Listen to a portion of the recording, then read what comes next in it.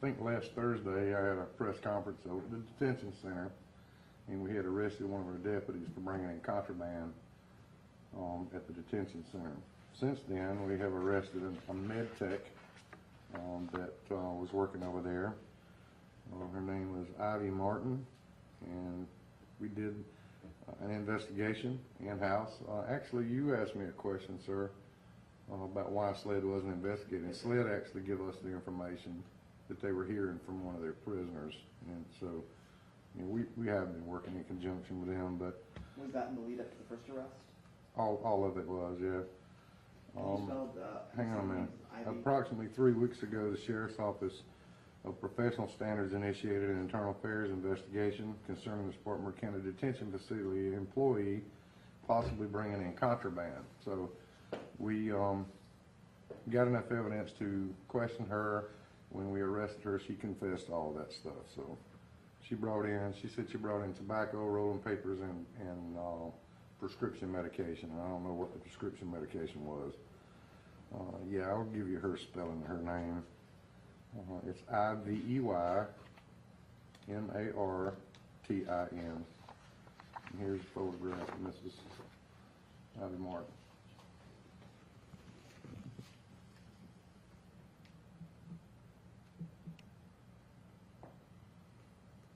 So, how long had you been working in the jail?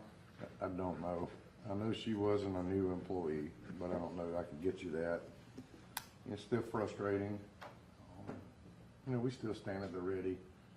If anybody else is doing this, we're going to get them as well. And we want you to tell us, because we don't tolerate this kind of behavior. This is frustrating and aggravating, but we are not going to put up with, nor are we going to tolerate this type of behavior. Ma'am, you had a question. Yeah. What was her position again, and what charges is she facing? Well, she's a med tech. That means that one of the certified nurses would allow her to give medicine out and stuff, and I don't know what her parameters are. I think she can actually take blood pressure, maybe check for sugar and stuff like that, kind of like a paramedic. She's charged with bringing in contraband to an inmate at the jail 3 times. Was she a law enforcement officer at all? No, she's just a med tech. She just worked in our facility. How do you all, the Sheriff's Office, kind of police or kind of keep an eye on things like this so that they don't happen again, or officers aren't, or deputies rather, aren't bringing in contraband or med techs like this? Well, obviously we need to do a much better job than we have been doing, and there's been some steps taken obviously for this, and I can get those to you a little later. But we had a complaint from one of the inmates that was trying to work off some time, and he said, "Hey, I know somebody that's doing a bad thing here at the jail," and it just went from there. We certainly do check the meds, and we try to let them know you don't bring them cookies. That's contraband, actually.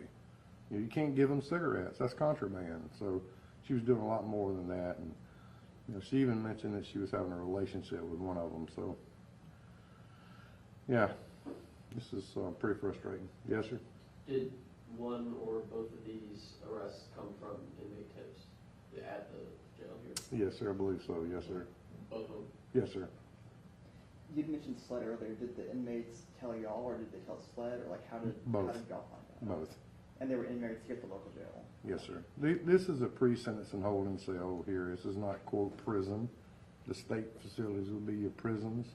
This is just a pre-sentencing holding. So it depends on what they're charged with, on how fast they get in and out of there. So, yes, sir. Obviously, you couldn't release anything about it last week, but was this someone that you were looking into last week when Mr. Gale was charged? Yes, sir. And we're looking into a couple more people to verify or not verify. So we're going to keep checking. Yes, ma'am. How are you feeling? Because I feel like we've talked about 2 pretty heavy topics. Well, I'm very sad, obviously, that our deputies had to respond the way they did yesterday, and it wears on me because I put them out there in harm's way, and I'm thankful that the Lord allowed them to do their training and not be harmed. And I'm also feeling very sorry for the family as well, because this was just a kid, and it frustrates me and aggravates me about the detention center, so but I'm not going to give up. I'm going to keep working. Our guys and our team You know, what bothers me is some people will let this overshadow the great work that our deputies do. You know, and then when we have you know, we fall down like this, you know, some people want to go, well, yeah, we knew that was going on, and they don't. If they did, they'd tell us. You know, and there are a lot of people that make accusations toward deputies, and we do our best to make sure that both, you know, we getting all the valid facts. That's what I'm trying to tell you. So, well, I don't think I need to stand up here and listen or answer too many more questions for the simple reason I've went as far as I need to go for the investigation. But I pray that all these other accusations, I think there's 2 more. I hope they're false. I really do. But if they're not, I'll be right back in front of you doing the same thing again. When you say 2 more, are we talking about 2 different people? Yeah. Yes. I'm talking about 2 other people. One of them was interviewed last week, and there was absolutely nothing to it. You know, so I was thankful for that. Last question, Sheriff, but do you know how many shots were fired this weekend? I have no clue. Okay. I don't have any idea. Yes, sir? The person that you said there was nothing to it, that's in addition to the 2 that you're sort of. That's correct. Okay. Yeah. All right. We appreciate very much you taking your time to come out on such short notice.